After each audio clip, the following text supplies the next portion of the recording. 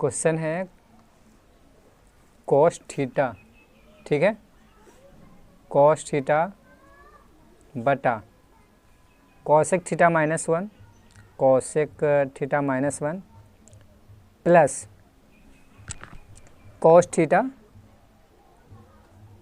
बटा cosec theta +1, ठीक है ना, कॉसेक थीटा +1, यहाँ तक ठीक है। अब यहाँ से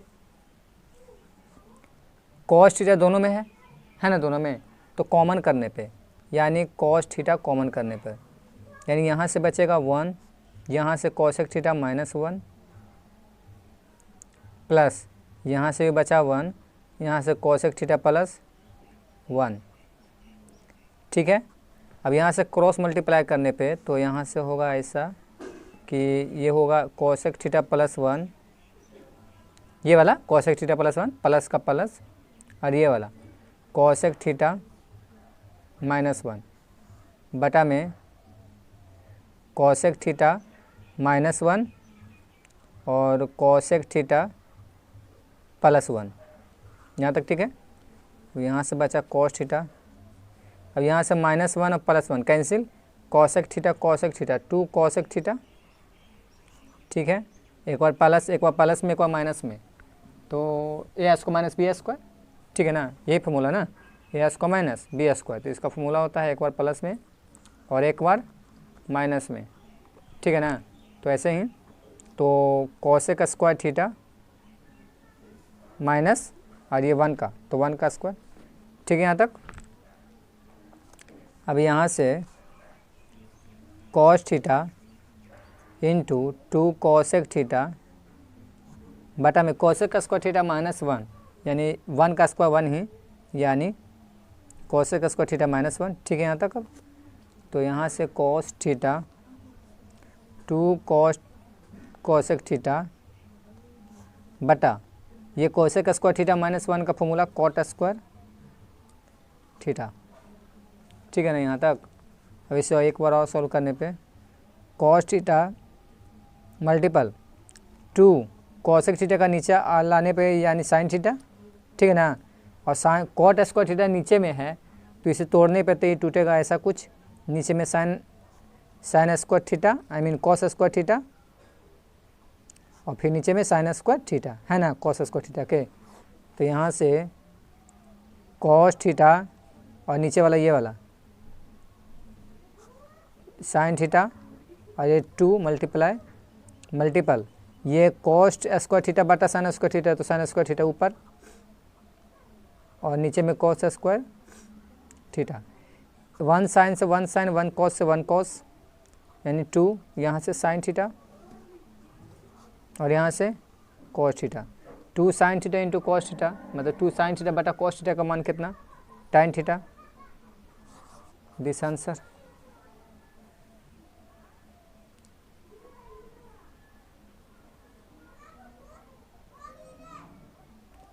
ठीक है ना, यही आंसर है।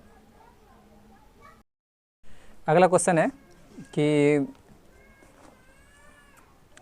अगला क्वेश्चन है 1 प्लस कॉट स्क्वायर थीटा, ठीक है, 1 प्लस कॉट स्क्वायर थीटा बटा में 1 प्लस tan स्क्वायर थीटा, ठीक है, 1 प्लस tan स्क्वायर थीटा का मान ये किसके बराबर होगा, 1 प्लस कॉट स्क्वायर थीटा और बटा में 1 प्लस tan स्क्वायर थीटा, ये किसके बराबर होगा। तो ठीक है, इसे सोल्व करने पे यानी 1 प्लस कॉट स्क्वायर थीटा बराबर का मान कितना, यानी कॉसेक स्क्वायर थीटा, है ना, और नीचे में 1 प्लस tan स्क्वायर थीटा का मान सेक स्क्वायर थीटा, कंप्लीट है इतना तक। अब यहाँ से सेक स्क्वायर थीटा जब ऊपर तो कॉस स्क्वायर थीटा, और जब कॉसेक स्क्वायर थीटा नीचे तो साइन स्क्वायर थीटा। अब कॉस स्क्वायर थीटा और साइन स्क्वायर थीटा को ऐसे लिखा जा सकता है कि कॉस थीटा बटा में साइन थीटा का होल स्क्वायर, यानी अंदर वाला का कॉट थीटा, बाहर से स्क्वायर है यानी कॉट स्क्वायर थीटा, यानी इसका लास्ट आंसर कितना, 1 प्लस कॉट स्क्वायर थीटा बटा 1 प्लस tan स्क्वायर थीटा का मान कॉट स्क्वायर थीटा। कोई दिक्कत नहीं हो रहा से, ठीक है। अगर ऐसे भी रहे ना, जैसे यहाँ पे ए आ जाए एंगल में ना, ए आ जाए, बी आ जाए, सी आ जाए, डी आ जाए, कुछ भी आ जाए, अगर जैसे कि अगर एग्ज़ाम में, जैसे एग्ज़ाम हॉल में अगर क्वेश्चन ऐसे आ जाए कि 1 प्लस कॉट स्क्वायर ए बटा में 1 प्लस tan स्क्वायर ए, और ए की कुछ वैल्यू ना हो, बस खाली इसी का हल करना हो, ठीक है। तो हल करना हो तो सिंपल है, कोई बात ना। अगर चेंज भी हो तो ना थीटा में, तो भी कोई दिक्कत ना है। एग्जामिनर उतना समझा है कि चल ठीक है, कोई प्रॉब्लम नहीं है, काहे कि एक जब भी तो थीटा चेंज हो, उसको कोई मतलब ना है, ठीक ना। तो उसको कोई लेसन है, ठीक है। वृत्त से संबंधित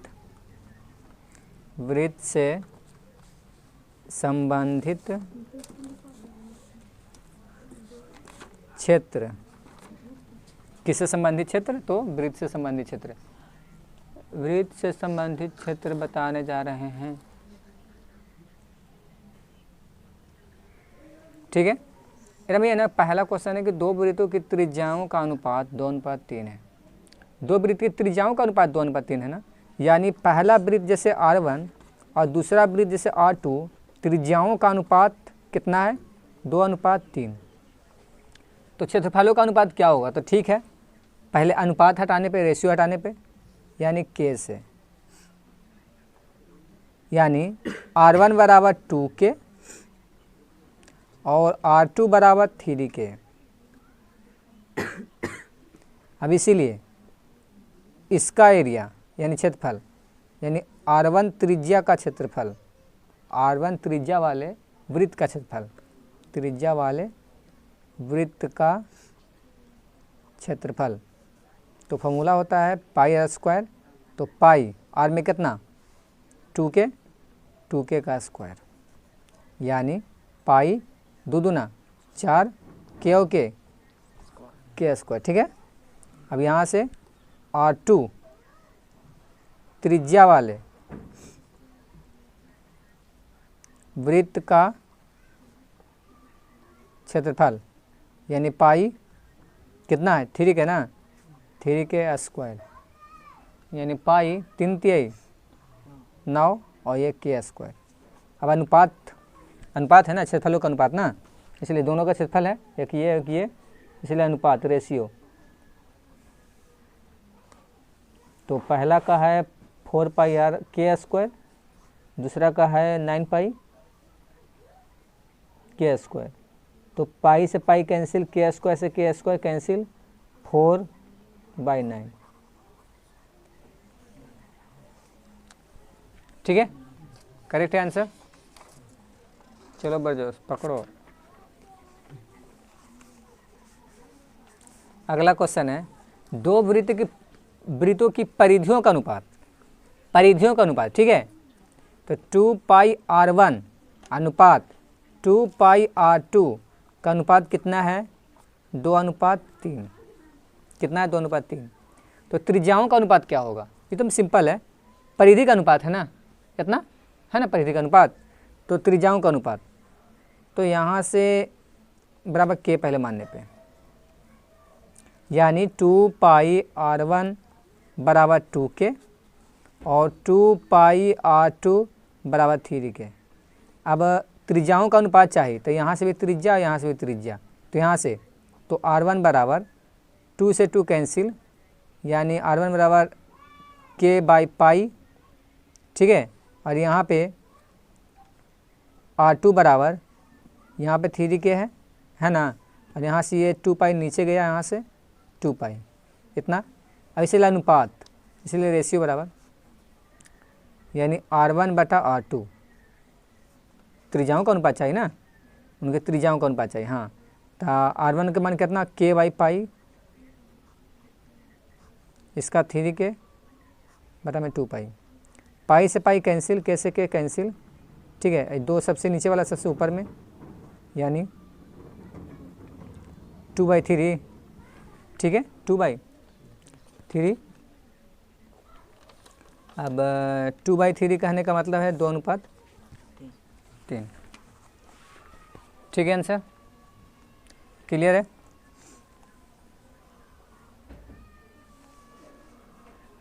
अगला क्वेश्चन है कि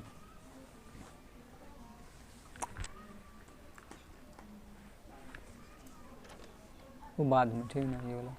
किसी वृत्त की किसी वृत्त की जीवा की लंबाई वृत्त की त्रिज्या के बराबर हो।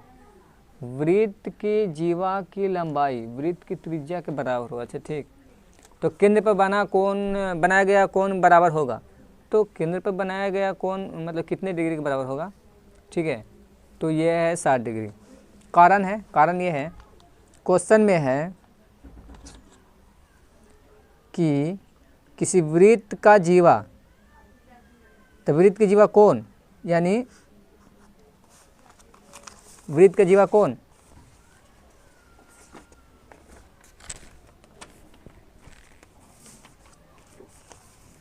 जैसे कि ये वृत्त है ना, ये वृत्त है, तो ये इसका जीवा उससे कहा जाता है जो केंद्र से होकर ना गुजरे, ठीक है, ऐसी त्रिज्या जो केंद्र से होकर ना गुजरे। और ये जो है ये तीनों आपस में बराबर है। तो जब ये तीनों आपस में बराबर है, ये त्रिज्या और जीवा तीनों बराबर है, यानी ये तीनों भुजाएं बराबर, यानी समबाहु त्रिभुज। और समबाहु त्रिभुज में प्रत्येक कोण कितना डिग्री के, 60 डिग्री का होता है। प्रत्येक कितना, 60 डिग्री का, 90 डिग्री का ना, 60 डिग्री का। तो इसीलिए इसका आंसर कितना, 60 डिग्री। अगला क्वेश्चन है,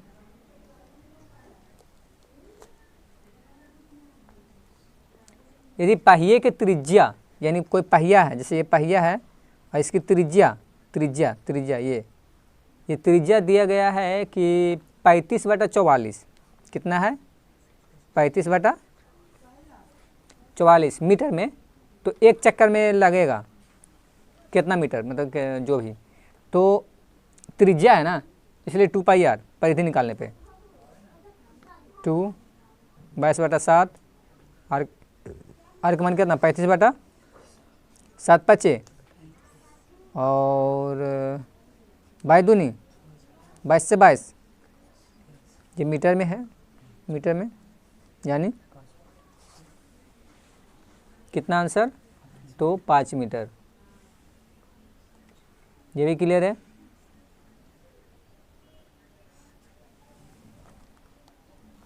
टॉपिक है कि जीवा किसे कहते हैं, वृत्त की जीवा किसे कहते हैं, त्रिज्या किसे कहते हैं। त्रिज्या वो और व्यास, यानी 3 टॉपिक है। पहला है जीवा, फिर है व्यास, और जीवा, व्यास और त्रिज्या, परिधि, ठीक है, क्षेत्रफल, यानी वृत्त से क्या क्या बन सकता है, क्या क्या निकल सकता है, ये स्पर्श रेखा, ठीक है, इस तरीके से। यानी यहाँ पे जीवा, तो जीवा किसे कहते हैं, यानी ऐसी रेखा, मतलब ऐसी त्रिज्या या ऐसी रेखा, ठीक है, जो केंद्र से होकर ना गुजरे। जैसे कि ये सब जीवा है, ये सब जीवा है, ये सब जीवा है, ये सब जीवा है, जीवा है, लेकिन जैसे ही केंद्र से होकर गुजरे तो फिर ये व्यास, केंद्र से होकर गुजरे तो व्यास, और केंद्र से हटे तो जीवा, ठीक है। इधर भी जीवा, केंद्र से ना गुजरे जीवा, केंद्र से ना गुजरे जीवा, ये पहला। और जब केंद्र से होकर गुजर जाए तो फिर व्यास। कंप्लीट यहाँ तक। त्रिज्या किसे कहते हैं, तो जो केंद्र से होकर परिधि के बीच के जो दूरी होता है उसे त्रिज्या कहते हैं। जैसे यहाँ से दूरी हो तो उसे त्रिज्या कहते हैं। परिधि, तो ये जो गोल आकार होता है, जो बाहरी किनारा होता है किसी भी चक्के का बाहरी किनारा, उसे हम परिधि कहते हैं। कौन चीज़, परिधि। अगला क्षेत्रफल, ये जो पूरा है, जैसे पूरा, तो पूरा इसी को क्षेत्रफल कहते हैं। स्पर्श रेखा, जैसे में ये एक वृत्त है, ये एक वृत्त है, और वृत्त पे ये ऐसे रेखा इसे इधर खींचा गया है और ऐसे एक रेखा खींचा गया है, इसमें टच है, तो जो टच है वही स्पर्श है, जो टच है वही स्पर्श है, ठीक है ना। और जब कोई वृत्त पर किसी बाह्य बिंदु से दो स्पर्श रेखाएं खींची जाए तो ये दोनों स्पर्श रेखाओं की लंबाई क्या होती है आपस में? बराबर। आपस में क्या होती है? बराबर। और जहाँ पे भी स्पर्श हो, दो रेखा जहाँ पे भी स्पर्श हो, वृत्त पर दो रेखा जहाँ भी स्पर्श हो, वहाँ 90 डिग्री का एंगल बनता है, यानी 90 डिग्री का कोण बनाएगा। स्पर्श रेखा से वृत्त की त्रिज्या, वृत्त की त्रिज्या स्पर्श रेखा से होकर कितनी डिग्री का कोण बनाती है? तो 90 डिग्री, यानी 90 डिग्री का, चाहे तो कोई भी हो, ये साइड हो या इस साइड हो, ठीक है ना। और ये वाला स्पर्श रेखाओं की लंबाइयाँ क्या होती है? बराबर होती है। अब एक क्वेश्चन और आ जाए कि एक वृत्त पर, ठीक, किसी बाह्य बिंदु से, जैसे ये बिंदु है, तो बाह्य बिंदु से, ये बाह्य बिंदु से वृत्त पर कितने स्पर्श रेखाएं खींची जा सकती है? तो एक ऊपर में और एक नीचे में, ठीक है, यानी दो स्पर्श रेखाएं खींची जा सकती है। यानी एक बिंदु से किसी बाह्य वृत्त पर या एक वृत्त पर किसी बाह्य बिंदु से कितने स्पर्श रेखाएं खींची जा सकती है? एक ऊपर से, है ना, और एक नीचे से। स्पर्श करना चाहिए, कटना, जैसे कि ऐसे ना होना चाहिए, जैसे ये ऐसे वृत्त है, वृत्त है और यहाँ पे कोई पॉइंट है, बिंदु, और ऐसे पार हो जाए, तो ऐसे ना होना चाहिए।